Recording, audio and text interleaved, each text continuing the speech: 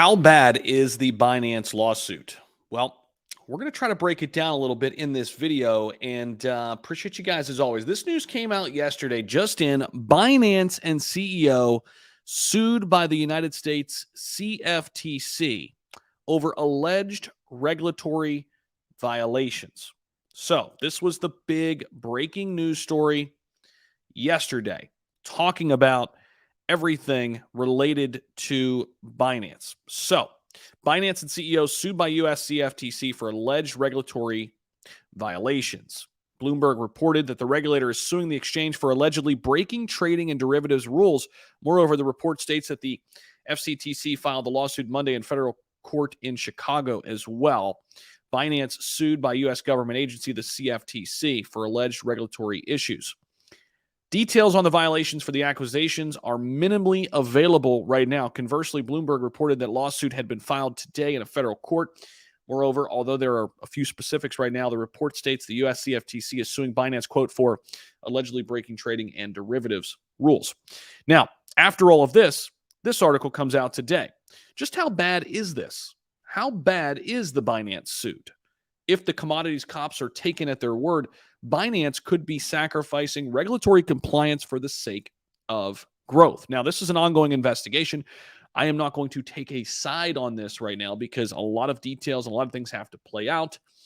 Here's what we do know. Binance is the largest centralized exchange globally. It's not even close, right? The CFTC and the SEC don't see eye to eye when it comes to crypto. For instance, the CFTC looks at Ethereum and Bitcoin as both commodities versus the SEC, who may only look at Bitcoin as a commodity at this point. That's just one of the many differences. Of course, they have different interests in mind as well. But we know what happened yesterday, okay?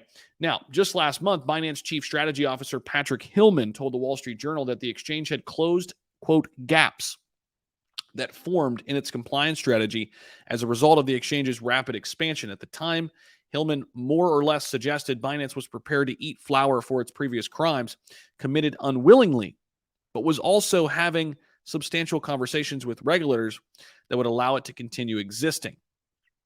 The CFTC's filing was a surprise to an extent.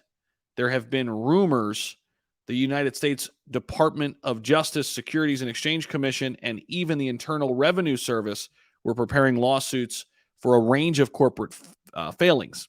When United States officials sanctioned Russian crypto exchange Bitslato, they noticed Binance was a large counterparty for darknet marketplaces.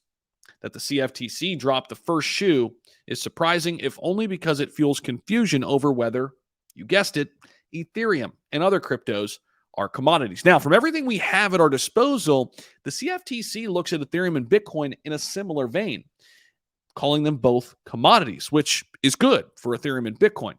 But we're coming back to an old age point.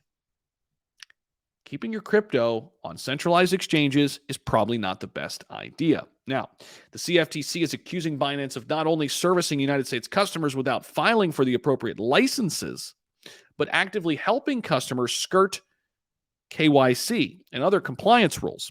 Binance's executives were allegedly aware its geofencing tools were inadequate and even had a semi-formalized procedure for getting whales around it and shielding their U.S. IP addresses. The case is obviously bad for Binance and comes during an uncertain time for crypto. Experts say this could be a fatal blow to the exchange or disrupt a significant part of its revenues. That is where we are now. We shall see how this plays out, and there's a ton of more details in here, but I'm not going to bore you with all of them. Those are the important things you need to know right now. So just how bad is the lawsuit? We're not going to know that right now. But now we have to see where the CFTC stands on crypto regulation in the United States. Kind of have a better idea of where the SEC sits. We're going to be tracking this and monitoring it. More information, more videos to come. Make sure you guys are locked in, subscribed, put the notification bell on down below. Appreciate you guys, as always, for stopping back by the channel. Thank you so much. We'll see you in the next video.